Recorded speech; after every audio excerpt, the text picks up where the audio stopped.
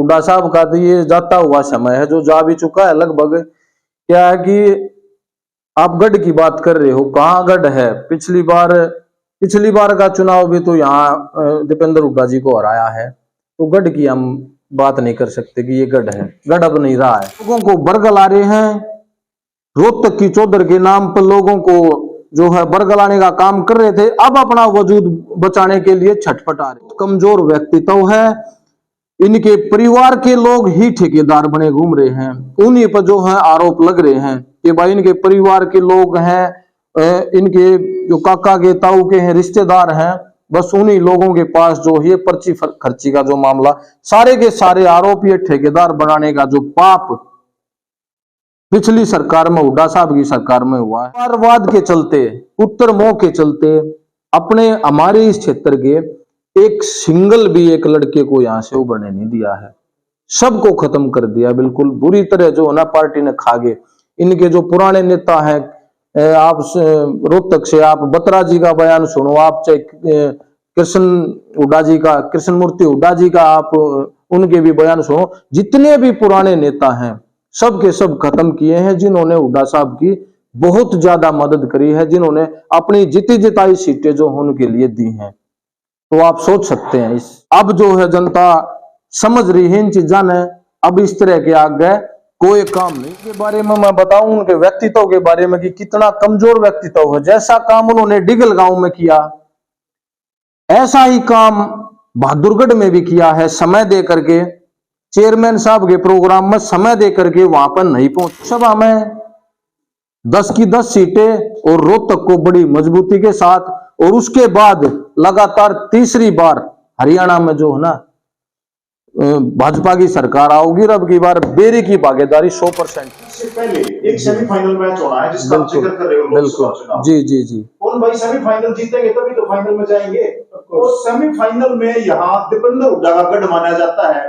ये जो गढ़ है ना, गढ़ रघुवीर का ध्यान का गढ़, अब दीपेंद्र का गढ़, उसको कैसे पार लगवाओगे आप? जी देखिए, कुछ बातें मैं आपको बताऊंगा दीपेंद्र हुड्डा जी के बारे में कि भाई लोग कहते हैं कि वो उनका व्यक्तित्व है वो बहुत शरीफ है, उन्होंने काम किए हैं, तो उनके बारे में मैं आपको बताऊंगा।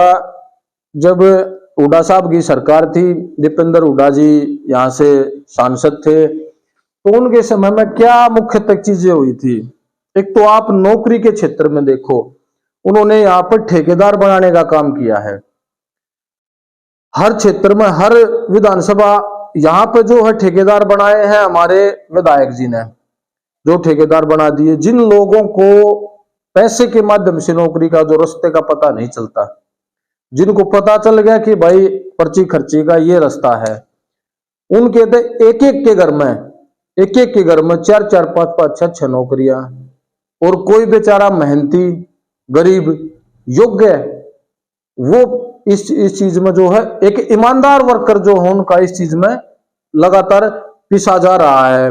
दूसरा क्या है कि हमारे अगर यहाँ क्षेत्र की बात करें, जैसे पिछली बार के चुनाव में हमने देखा डॉक्टर रघुवीर सिंह कादियानी के सपोर्ट में अलग अलग क्षेत्रों से, विधानसभा से बाहर के उनके रिश्तेदार, उनके और भी सपोर्टर यहाँ हमने देखे, कोई किसी विभाग का एक्शन, कोई जेई, कोई एसएचओ, कोई डीएसपी, कोई कांस्टेबल, कोई सिपाही, यहां उनकी सपोर्ट में वोट मांगने के लिए आए। हमने कुछ से बात करी कि भाई आप मतलब अपने हल्के ना अपनी जगह ने छोड़ गए, तो वो बोले भाई हमारे जो है रिश्तेदार है, परिवार है, हमारा ये कनेक्शन है और हमारी नौकरी दिलवा रखी है। और लोग आरोप लगा हुए हैं कि वो नौकरी जो है बेची जा है।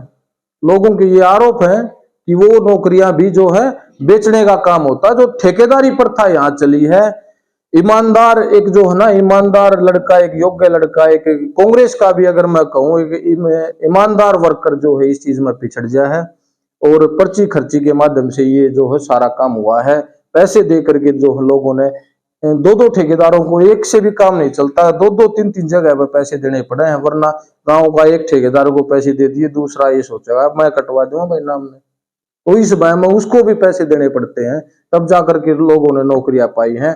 और हमारी मनोहर लाल जी की सरकार ने ये करके दिखाया है कि बिल्कुल निष्पक्ष आधार पर कोई भेदभाव नौकरियों में नहीं हुआ है और पूरे हरियाणा का जो है समान विकास मनोहर लाल जी की सरकार ने करके दिखाया है। मेरे गांव की पंचायत, मेरे गांव में महिला कॉलेज की डिमांड है जिसको हमने भी पूरे जोर शोर से रखा है। मेरे गांव और आसपास के क्षेत्र के कुछ लोग दीपेंद्र हुड्डा जी के पास गए, यही उनकी मांग थी कि भाई गांव में कॉलेज की मांग उठाई जाए। दीपेंद्र हुड्डा जी ने समय दिया और उसके बाद आप उनका ये व्यक्तित्व कितना कमजोर व्यक्तित्व दर्शाता है कि वो पूरे गांव ने यहाँ पर पंचायत को समय दे करके पूरी तैयारी यहाँ लोगों ने कर ली। टेंट तक लगवा लिए, लड्डू तक यहाँ बनवा लिए, पोस्टर मुनादी सारी तैयारियां हो चुकी थी। और पहले दिन, एक दिन पहले वो प्रोग्राम कैंसिल कर दिया जाता है। और इस प्रोग्राम में जैसे हमारे विधायक जी, लोग विधायक जी के बारे में बोलते हैं कि वो झूठे और बड़े मदारी आदमी हैं। कितना बड़ा झूठ यहाँ पर लोगों के सामने बोला। वो प्रोग्राम ये कैंसिल करवा करके ये बोला कि दीपेंद्र हुड्डा जी CWC की मीटिंग के कारण बिजी हैं।